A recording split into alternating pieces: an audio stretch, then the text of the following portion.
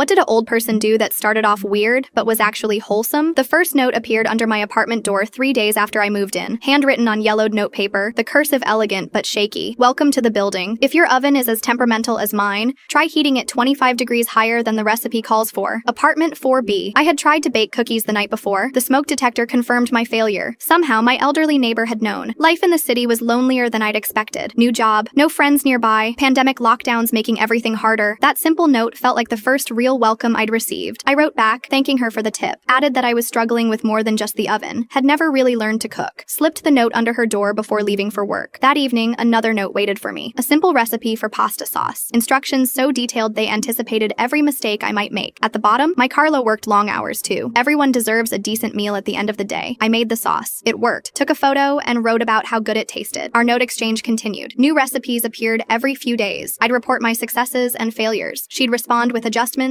and encouragement. From my window, I sometimes saw her collecting our mail, a tiny woman with white hair and a careful walk. We never spoke face to face. Somehow, the notes felt safer during those uncertain pandemic days. I learned her name was Sophia, that Carlo had been gone 12 years, that she had no family nearby, that before retirement, she'd been a seamstress for a theater company. She learned I was struggling in my first professional job, that I missed my parents across the country, that I spent most evenings video conferencing with colleagues in different time zones. When I mentioned an important presentation coming up, a package appeared, homemade cookies with a note about Carlo's promotion celebrations. When her arthritis flared up, I left pain relief patches by her door. 6 months into our friendship, Sophia's notes stopped. 3 days, nothing. I left concerned messages, no response. Finally, I called the building manager. Pneumonia. She was in the hospital. No visitors allowed due to COVID restrictions. The manager had her phone number, but she wasn't answering. That night, I wrote the longest note yet, told her what her friendship had meant during this lonely year, how her sauce recipe had impressed my virtual date last weekend, how my mother now asked for Sophia's advice during our calls. I took a photo of the note and texted it to her number. An hour later, my phone rang. Unknown number. My neighbor's voice was weaker than I'd imagined, but warmer too. The hospital was allowing her one call. She'd chosen me. We finally talked for real. About Carlo's legendary sweet tooth. About my presentation. It went well. About her doctor's terrible bedside manner. Before hanging up, she made me promise to check her apartment. The oven might be on. It wasn't. But on her kitchen table sat a worn recipe box. A note on top, just in case. My mother's recipes, then Carlo's mother's. Now yours. 3 weeks later, I helped Sophia from the hospital transport back to our building, set up her medications, made soup from her recipe box. Yesterday, she insisted I bring my laptop to her apartment for my team meeting, fixed my collar before I turned on the camera. My colleagues were surprised to see an elderly Italian woman commenting on their background decor. We no longer need to exchange notes, but we still do sometimes. There's something special about finding her handwriting waiting under my door, a reminder that the deepest connections can begin with the smallest gestures, that 4 walls of an apartment don't have to make a prison, that family can be found in unexpected places.